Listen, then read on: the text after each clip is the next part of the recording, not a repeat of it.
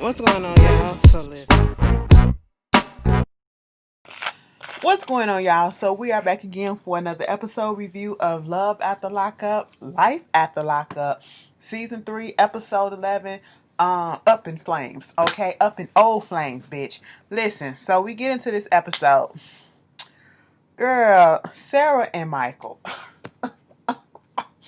I'm just gonna pick it up because that's where it left off last week, and it picked up exactly where it left off. Girl, Sarah's still at the therapist's office, and she going out. She's like, I don't want to do this no more. Okay, let me go out there into the car and let me call my nigga. I was like, okay, girl, calm down. She was just being. When Sarah get mad and when she get around black folks, her little black scent come out. And at this point in time, I understood her frustration because, Michael, you could have answered that phone. You did tell her that you was going to be there a few days early, like a couple of days early. Sarah had this mapped out that she wanted to introduce her nigga to you, okay? So that there would be no issues. And of course, because he is a man and because he is a nigga that acts the way that he do, we already know he's going to have problems with the fact that Malcolm is around, okay? And that, Sarah is no longer, well, for the time being, I ain't gonna say no longer, she's no longer for the time being wholly focused on him in a sexual way for the moment, okay? Because we don't know how long this thing with Malcolm is gonna be and how long he gonna probably stick in there and put up with all this drama that's about to befall on him. And so Miss Sarah go out there to the she go out there to the car. She's like, I can't stand him. Like, damn, I always gotta do this. Why he can't do what he say he needs to do and all this stuff. Baby. He was like, yo, what's up? She was like, I just need you to calm me down. I just need you to calm me down because it's like Michael, he just be doing all this stuff. Like, I'm tired. He was supposed to be here already and I'm just tired. I need a break, okay? Just calm me down, baby. Just calm me down. I'll sit here like this. Sarah, you knew exactly what the hell you was getting into. You knew exactly what the hell you're getting into. That is why I cannot truly 100% feel sorry for Sarah, and I never will. Because, and I understand the concept of, some people, they will show you when you first get together with a person, they will show you the face that they want you to see. Okay? That buttery, nice, sensitive side or whatever. When they get comfortable with you, they're going to show you their real self. Okay? Everybody has multiple faces, all right? And, you see his multiple face, you see his real personality, you see who he really is, but you also were made privy to this also and had the opportunity to get out of this situation, but you continue further in this situation when you once again laid down with him and had another baby, okay? And you had unprotected sex once again with him. That was a choice that you made. You made the choice both times. I don't know if the condom broke the first time and it was an accident or whatever. I don't know how that first time went. So I'm going to just give you a pass on that first time. But that second time, you knew the situation that you was in with this man. You knew how volatile that it was. You knew that y'all really wasn't on the same page like that. You knew the issues that was going on. You knew that he was messing around with other women. He cheated on you multiple times before. And you still stayed and you still willingly slept with this man. And you got pregnant. And now you got to deal with him a little bit more, okay? A couple of more years more, you know what I'm saying? Then you had to deal with him in the previous, okay? So you knew what was going on. You knew what you was doing. You knew what you set yourself up for, okay? You knew the consequences. You are a grown woman, so you can't just put it all on him. Yes, it's messed up what he is doing. He is mostly to blame because he is acting like a deadbeat to a certain extent. All right? Because, and when I say a deadbeat to a certain extent, he's probably doing the bare minimum and he can be doing a whole lot more. A whole lot more. It takes nothing to pick up the phone and call your kids and to send them this and send them that. FaceTime them every night or whatever. Just because y'all in different states don't mean that you can't FaceTime them every night or, FaceTime him every morning or whatever, especially in this quarantine stuff. You know what I'm saying? So If you really want to be a part of your kid's life, regardless of what your situation is, you will make sure that you make time for your kids because they are a priority for you. I do not feel like Michael does that. I feel like he puts on the front when he gets on his camera, okay? And when he be up in the confessional saying all the stuff that he's saying, we see right through the bullshit. And especially people who've been through that, product of that type of stuff, we see the signs and we know exactly what's going on right about there. But Miss Sarah, you're not innocent, so let's stop the bullshit, okay? You talking about something, you tired? It's a lot of people out here. Mothers are tired. Mothers are tired. You are not the only one. Your situation is nothing unique or whatever. Okay. There are a lot of women that's out here that's doing the same thing, and they doing what? They putting up with it. They making away with it, and they ain't out here complaining like that because they got what? They got to move the fuck on. Okay. For their own sanity. You know what I'm saying? They making do with what they got. Okay. That's what you need to learn to do. Quit fucking depending on these niggas to do shit for you. Okay. And change up the type of dudes that you try to get with. All right. Maybe try you a little white boy. I ain't saying that they gonna be better, but maybe try you a little white meat a little bit. Maybe that is a different flavor. Okay. I'm not saying knocking Malcolm, because Malcolm look like he a little decent little boy, man, but he don't look like he gonna stay around for that long. Malcolm look like he probably gonna get fed up. He probably gonna get fed up of the drama. Okay. Then it come time for the baby birthday party. Malcolm is there. Of course. Sarah's friend is there. She's once again bad mouthing Michael to them, and she's upset at the fact that Michael has not called her. She's been calling him and calling him and calling him, and he has deliberately been not answering her phone calls. And we saw that on last week's episode too. And so at this point, she's upset, which she has a right to be, because you told her that you was going to be there at least a couple of days before so that y'all can actually talk. Well, you didn't show up. You didn't let her know that something happened. When you finally call, you up there, basically saying something happened and I'll let you know later or whatever. No, tell me exactly what happened. Why you couldn't pick up the phone and say, well, there's been a change of plan? Well, this is going on and I can't help the situation right now, but I'm gonna be a couple of days late, but I'm still be there for the baby's birthday, and then you get in your attitude and your feelings just because she said, well, the party starts in 4 minutes. Well, you were supposed to be there a couple of days ago, so she has a right to feel the way that she feels. Okay. You making excuses for what? You made a detour stop at your mama's house. That's not what it was. All right. My understanding is, I just want to know, if you coming up from Miami, why you go over there to Detroit or Michigan, whichever one you at, Flint or Detroit, whichever one in Michigan you at. How come you went up a little bit to go to Michigan instead of just going all the way up to New York? You did that shit on purpose. You knew what you was doing. I don't even care if it was a layover or whatever. Bitch, you driving too. No. We ain't got, Michael, whatever. And then when you finally pull up, and then Sarah trying to talk to you and tell you about Malcolm or whatever, and she was like, I was trying to be respectful, trying to let you meet him. And you want to go up in there and start some mess? Her whole family up in there. Like the friend said. First of all, let me tell you something, friend. I get that you trying to take up for your girl, okay? Your secret lover or whatever, your crush. I get it because she telling you, you be on the phone with her at night. You could tell this is the friend that Sarah always tell her business to. She talk about Michael like a dog, okay, to her. You can just tell because she is invested. Plus that's her boo. You can't tell me no different. That girl likes Sarah. You can't tell me no difference. Girl, I'm picking up on the vibes, okay?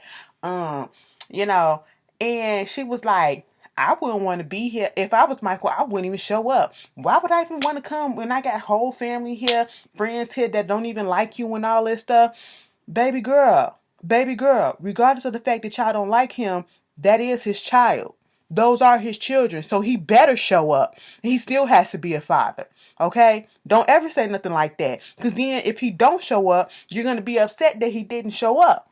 Okay? Like, come on. We can't do that. Hush your mouth up. Let them figure that out. Okay? You need to put your foot down and tell Sarah, listen, don't tell me no more shit else about this situation. Okay? Because when y'all get this shit figured out, I'm going to still hate him.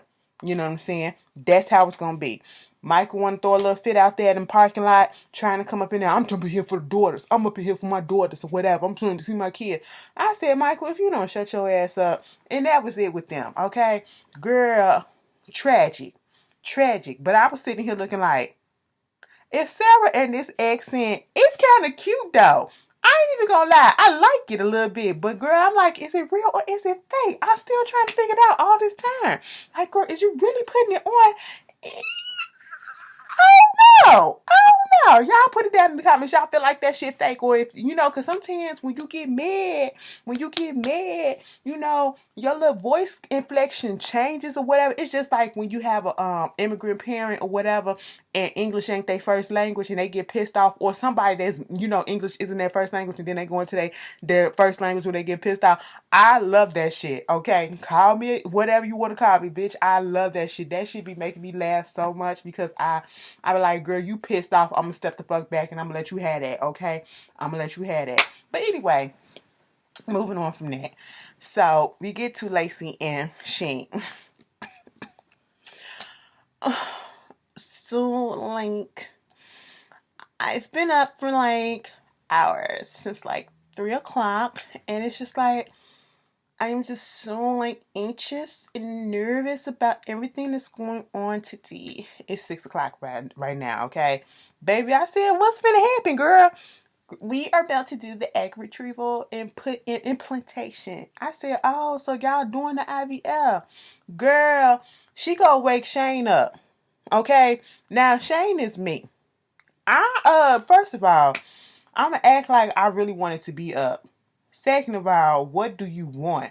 I'm only acting nice because you got this camera up in my face. What is it? Don't wake me up out my sleep. And Shane looked like he was sleeping good too. Okay? Do not wake me up out my sleep like that. But she was like, Beep, are you ready for today? How many embryos do you think that you want to implant? How many do you want me to? He was like, I don't know. You just go ahead and do what you're going to do, whatever. You know what? Lacey and me, we moving along and we having a good time or whatever. I never thought that I would get out of prison and fall in love with somebody like Lacey and then be having kids or whatever.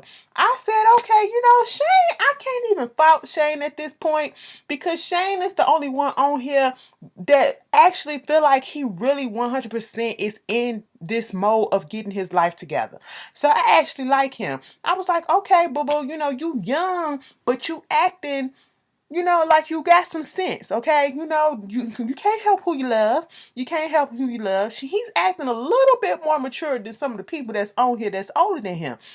Angela, for example, okay, but we'll get on her in a second, And I was like, all right, Shane, be the daddy. They showed a little blurb of him being with the kids and, helping them with their homework or whatever. I was like, if the kids like you, okay, yes, you got a plus right there. You got a plus right there because if my kids don't like you, baby, I'm sorry, we gonna have to put this shit on hold, okay? Because if they don't like you, they don't get along with you. My kids come first, okay? But well, if I had kids, but so he was in his feelings a little bit because he wasn't gonna be able to be up in the office with them because of the coronavirus or whatever. One patient or you can't be that many people up in a room and all that stuff.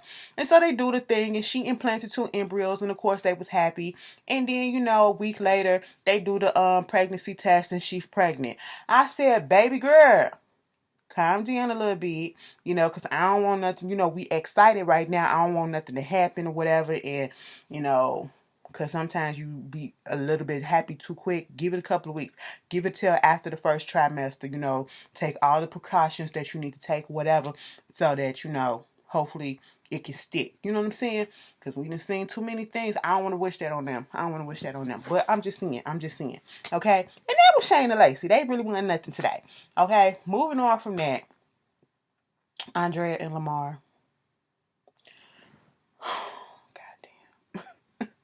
Andrea and Lamar. So we pick up where we left off last week with that little storyline. Tennyson was up in there talking to Nyla about the fact that Dulo offered him some weed or whatever. He ain't even get a contact high or all that, And Nyla said, you gonna have to tell mama. I said, tell mama for what? Tell mama for what? Okay, you ain't gotta say nothing. See, this is why I can't stand honest kids. Okay, no, lie to me a little bit. Okay, and I mean, stay not big lies, but stupid little lies that you be like, girl, you ain't even have to lie about that. Why you lie about that? That's so stupid. You could have just told the truth. Do something like that. Give me a little white lie. Okay, like come on, it's some stuff that you can just keep from your parents. They don't need to know. It ain't gonna hurt them. Okay, if this was one of the situations that wasn't gonna hurt them because you know how crazy your mama is, so they sit outside, having a little cookout, eating some little chicken wings and everything. And so at this point they waiting on Priscilla, and here go Andrea. So how was y'all guys day to day? What was going on? Lamar like, yeah, I took him over there to see Dula or whatever, showed him around the studio, what we be doing and everything, just chilling, maxing, relaxing, having a good time. Tennyson looking guilty as all hell. And first of all, I was like, Tennyson, you could have shut up right then and there. You could have just said, yeah, we had a good time. Tennyson picked that, you know, Priscilla came over there. Tennyson, picked that chicken up, and he was like, well, I tried weed for the first time. I said, first of all, no, you didn't. No, you didn't. I said, why would you do that? You put 20 on 10 in my Forest Rocks voice. What is going on, Tennessee? You sat there and you didn't try read. You breathed it in. You breathed it in, okay? Okay, that's what you did. You probably did like that, and you probably didn't even get that much of a contact high. That's what you said. And at this point, Lamar had to come clean and just say, listen, Dulo did offer him some weed. I shut that down. And even Tennyson was saying the same thing. He didn't take it or whatever. He shut it down. Lamar did what he had to do. He knew what was up and everything, giving Lamar praise and all that stuff. Andrea is pissed off, talking about in the confessionals, I am disheartened. I am upset. And I am sad that my kids got to be around these drugs and stuff. See, this when we was out there in Utah, we didn't have to do nothing like that. Girl, out there in Utah, they probably out there doing meth. Okay, come on. Crystal meth. Okay, crystal meth. Okay, PCP and dropping acid. Okay, all the hard drugs. You better be glad it was just weed that he sniffed in like this. Okay, that's it. That's it. Girl, I'm waiting. I went and brought some edibles. I'm gonna record myself like the last time I had an edible, and I don't even think it really did anything. Maybe because I was already on a adrenaline high. I was at the Formation tour. Okay, I was at the Formation tour, and a friend of mine, we met up there, whatever, and he gave me some stuff, and it was cool or whatever. I was nice the whole night, so maybe it did do something. I was calm, cool, collected, and hyped in the motherfucker. So I don't know. You know what I'm saying? But this time I really brought some real shit. Let me just tell you, if you don't hear from me for a couple of days and I'm supposed to record something, just know Ashley is out here sleeping it off. Okay, just she's sleeping it off. All right, she didn't had a trip. But anyway, I'm sitting here like, Andrea, please don't make this such a big deal. But it's Andrea, so of course it's gonna be a big deal. She up here talking about some. See, this is the reason why I want Priscilla to go ahead and get baptized. I want her to go ahead and get baptized because she don't need to be around these drugs. She needs to be protected by the blood of the Lamb and everything. Girl, the blood. Here go Lamar. The what? The blood. Who blood? Jesus blood. Oh. I said, Lamar, is you high right now? And Lamar kept saying that he did not do anything. And of course, Andrea gets mad, flip a plate, throw some food at him. And I'm like, girl, are you serious? Drugs are everywhere. It don't matter where you are, okay? You could be in them white and I'm not gonna say white neighborhood, in those neighborhoods where you think that it's ultra safe or whatever. They be out there doing some of the craziest stuff, okay? That's where the hard drugs at, especially at the schools. You know what I'm saying? So you out here thinking that ain't no drugs finna happen or whatever. You safer out there in Utah? No, no longer, safer in Utah than you are in LA. Okay, and I wish she would open up her eyes to this, okay? Why is she so close to that? Lamar had to sleep up in another room, like it looked like the storage room or whatever. Nyla come up in there. I hope I'm saying this girl name right, because I feel like I'm not, but, y'all will correct me in the comments. She come up in there trying to talk to him. She was like, Mama mad at me too, because Tennyson told me about it first, whatever. But y'all need to talk and all this stuff. So of course Lamar go down there trying to talk to her. She walked past, giving a little stank face. I said, Andrea, you just like to be mad. And to me, I feel like at this point it's foreplay for Andrea to be pissed off. And I understand it. I understand it. If that's what it is, I understand it. Because ain't no way in here I'm gonna be pissed off that my son or somebody next to close to me was around somebody that gave me that offered me weed but didn't take it. I would be proud of my son or that person. If I was Andrea, I would have looked at the situation like this, because that's what Lamar was trying to tell her. You have to let me be a father and understand that I have the kids' best interest at heart, okay, and that you raise your kids right.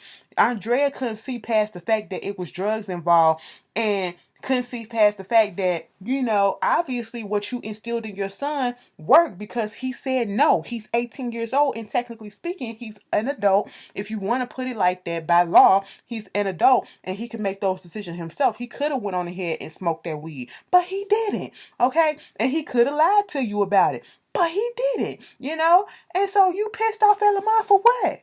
For doing the right thing? He didn't know Dulo was going to pull out that joint. And Dulo put it up when he told him, no, that ain't what it is. You know what I'm saying? And then you talking all this mess about the brother and everything. I said, oh, no, we're not going to do this, because I beat your ass, okay? I don't give a care what's going on, but what you're not going to do is you're not going to talk about my family right here in front of my face. That's what you're not going to do. But, so they come to a little conclusion, a little agreement about the baptism, and, she'd already talked to the church and everything, and said Tennyson can baptize the baby because he's already in the priesthood, and, he can baptize the baby in the pool. I said, what type of makeshift shit bless the water? How you bless the water? Girl, I don't understand the church shit. I really don't. The holy water ain't nothing but tap water with a prayer over it, if you ask me, okay? Probably with a little incense in it, okay? I don't want to be disrespectful, but that's what it seemed like, you know what I'm saying? From what I see in movies, y'all can correct me if I'm wrong. What is holy water? Where does it come from, okay? Did Jesus come down himself and touch it, okay? Did Jehovah come down himself and blow his breath on it? Like, I'm confused. I am not trying to be rude. I am not trying to be shady. I'm literally asking questions. Educate me in the comments. I'm telling y'all to educate me in the comments, okay? But, Lamar just gave in and said, okay, we'll do it. We'll do it. He just wanted to compromise to get it together. Plus, he wants some ass, and that's all that it was, okay? So, I get it, Lamar. I get it. Then we get to Tony and Angela. My girl, Angela. Girl, Tony up here talking to his friend, telling him about the fact that his life is miserable. He miss Angela. He living up in the hotel and everything, and he needs to get her back. He telling us in the confession, usually when, stuff mess up and he want to get Angela back, all he got to do is caress her, touch her, kiss on her, and she like putty in his hands or whatever. But because of this coronavirus and stuff like that, I can't do none of that. I said, no, but you weren't going to be able to do that, no way, because, she got you out the house. He said, at least she didn't hit me with the bat, I said, oh, so that's how we going to look at it. We got to look at the upside about things, hey, that's a plus, I guess, in his situation, him and his titties. Okay, I was looking at his shirt. I said, boy, put on a shirt. You them tight shirts with your titties. You need to put a bra on, okay? You can't be walking around me and people with big boobs like me and you. We can't walk around braless unless we just walking around the house like that. We can't go outside and just be all out in the natural whatever. No, it's not going to work, okay? Put a sports bra on, all right? Ace Vantage or something. But anyway, so we go back over there to Angela's house. Tommy comes over, my boy Tommy. I said, look at Tommy, got a little haircut in his confessional and everything. I said, you looking good up in this pandemic thing, okay? He done brought over this little gift that he got that he personally made for Tony and Angela, and he was like, I knew Tony was gonna mess up. I didn't know it was gonna be 2 days after the wedding, but I knew he was gonna mess up. And so at this point in time, they open up the gift, and Angela goes on to talking about the situation with Tony, saying that she's done with Tony, whatever, and then get to talking about Ross. How she got a little Skype date with Ross later on tonight, and they gonna be doing their thing or whatever. She was talking to Ross before Tony. She loved Ross. She wanna go down there and talk to him and go up there to Indiana and see what's up with him and whatever. And I was sitting here like, me and Tommy sitting there like this. Tell me, like, are you, girl, this seems fake, okay? This seems so messed up. Like, what is going on with you, Angela? And here go Tommy. You heard when he said, maybe I need to go to prison, huh? I said, Tommy, it ain't gonna happen. I know you want that lady so bad. Let me just tell you this. I don't know what it is about Angela, but Angela got the sauce, okay? And Angela, I need to know the secret because, baby, you would think conversations and stuff would like spark up with between people during this little pandemic quarantine since we ain't doing nothing but talking. That's all we can do. I ain't done none of that. I ain't done none of that, okay? I'm like, damn, can I strike up a little situation with somebody or whatever? I'm like, Angela, give me your secrets or whatever. How you talk to these people? Because she got not one, not two, but three of them on her ass. I said, damn, Angela, what's the tea, bitch? Give us your secret, okay? Tommy won't let go. He want a chance, okay? Tony won't let go because he needs somewhere to lay his head. And Ross, I feel like Ross really dig her, okay? When they got up on that thing doing that Skyping after she read them letters, my baby, I really miss you and I want you to come home. I can't wait to talk to you and caress you. I think about you all the time while I'm in here counting the days that go by until I'm released, okay? I said, oh, Angela, and she was catching feelings. She was catching, it's deep when you catching feelings from reading an old letter that's years old and that feeling's still there. I said, damn, Angela, you really was feeling Mr. Ross. What Mr. Ross was doing, and you ain't even read it yet, okay? Or did you? You was up there every weekend. I said, okay, Angela. And then she had to let us know, it was real stupid what we fell out over, because I guess they sent some letter or whatever. It was a little bit vulgar. He had an issue with it. They fell out. It was stupid, okay? They Skype and I said, Mr. Ross, all right, he look a little bit better than Tony or whatever. He look a little decent or whatever. I don't know about his character, out there in Indiana could be a little racist, but I ain't gonna put that on him a little bit because I know how Indiana is. That's our neighboring state. You know what I'm saying?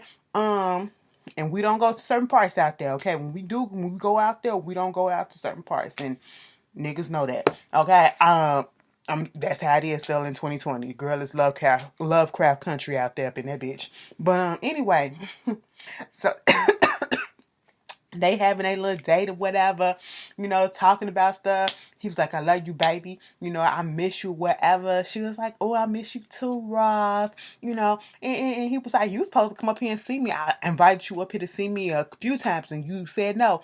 It was like, I was still dealing with Tony. You know how it is, okay? For some reason, the nigga just got me in my heart. I just don't understand what it is. He just won't let go, okay? But now he not really in the picture, whatever. But, don't make me cry because I'm sensitive and I can really cry. It's like an emotional roller coaster and all this stuff. Girl, I said Ross had her going through it, and this was the first phone call or whatever Skype call that they had in a long time. It was like they picked up where they left off at. I said it didn't feel like it was any nerves or anything. They was comfortable as hell.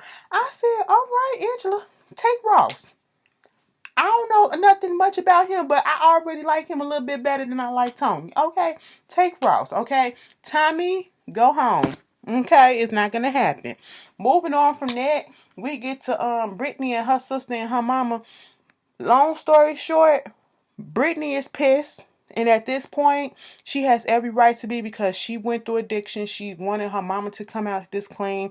She wanted to get them back together. That's why the reason why she invited them and wanted them to come back down to Vegas from Alaska so they can try to be a family unit again. She trusted her enough, was getting to the point that she trusted her enough to be around her kids by herself. And she disappointed her by leaving her kids with her sister that she did not call to do that, and you stole the money from the sister, and then she was like, at this point, we got to cut the bitch off, okay? And sometimes you just got to do that with family members. You got to cut them off cold turkey. It may hurt, but it's for their own good, and they got to find their own way. Girl, when they came to the house, Mama was high as hell. Mama tried to say that she had her nose was messed up. Oh, I had a pimple that I wanted her to pop, but she wouldn't pop it, so I had to do it myself. I said, no, girlfriend, let me tell you something. She said she wasn't high. I said, baby, you was tweaking. And let me tell you something. It was a patient that came to my job yesterday, actually. He sat down for 2 minutes. Next thing you know, it sounded like he was snoring so bad. Okay, I said, you just got in here. How did you fall asleep to the point that you are snoring so loud like this? What is going on? He wasn't asleep. He was tweaking. I said, what the fuck? I mean, all you see is this. I said he was doing the same motions that she was doing. I said, girl, I know a drug addict when I see one. He was on that stuff, and his mama is on that stuff too. And Brittany is pissed, as she should. She said, listen, little sis finna go back down there to up there to Alaska, and we cutting you off, and whatever happened to you, happened to you. You gotta be like that. You gotta put your foot down sometimes, okay? And Brittany putting her foot down. I don't even blame her. But y'all, that was Love After Lockup. Y'all tell me how y'all feel about it, and I'll see y'all later. Peace. Enjoy your weekend.